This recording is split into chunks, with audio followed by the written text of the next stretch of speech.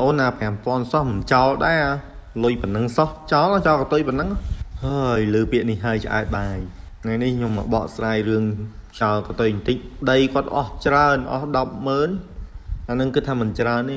បើអស់ 500000 នឹងថាអស់ច្រើនបន្តិចអស់1លានអស់ច្រើនបន្តិចទាំងវាយសើទាំងជួទាំងវាយសើថាអស់ 50000 អានឹងខ្ញុំចោលបានក៏ទុយ 5000 តែ 5000 បើយើងគិតដល់ 5000 10ផ្ទះស្មើទៅប្រហែល 5000 10ផ្ទះស្មើនឹង 50000 ហើយផ្ទះខ្លះអស់តែ 80000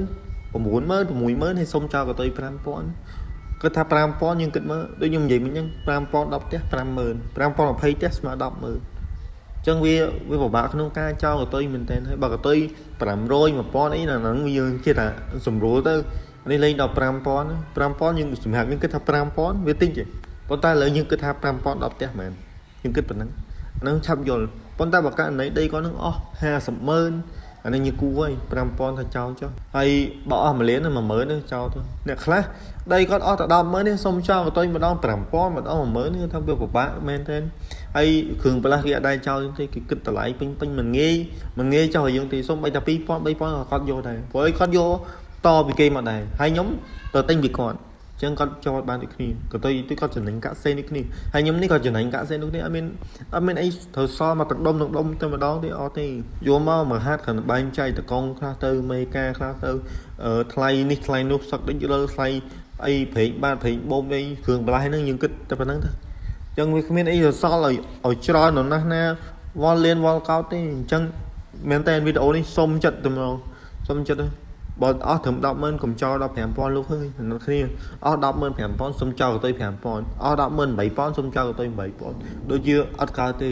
បើចោលមកនេះទៅទៀតលក់អត្រាសងគេមិនរួចផងហើយអ៊ំពូមីងខ្លះគាត់បោះសំដីមករៀងលយទៀតគាត់ថាដូចថាយើងអស់ 315,000 អញឲ្យតែ 300,000 យកមិនយកអត់ចុយនិយាយយ៉ាងបានទៀតចាប់ត្មងខ្ញុំដូចខ្ញុំហួសចិត្តនោះខ្ញុំអត់យកគឺថាបើគិតថាមានតែសារលុយប៉ុណ្ណឹងក៏យកដែរព្រោះអីធម្មតាគិតមើលអស់ 300,000 អស់ 315,000 នេះសុំចោលគ្នា 15000 អញ្ចឹងវីដេអូមួយនេះសុំចិត្តម្ចាស់ស្រែទាំងអស់មេត្តាយោគយល់គ្នានេះធ្វើក៏មិនបានអីឲ្យសល់ឲ្យច្រើនដល់ណាទេសល់តិចតួចដូចគ្នាអញ្ចឹងសូមមេត្តាអ៊ំពូមីងលោកតាលោកយាយ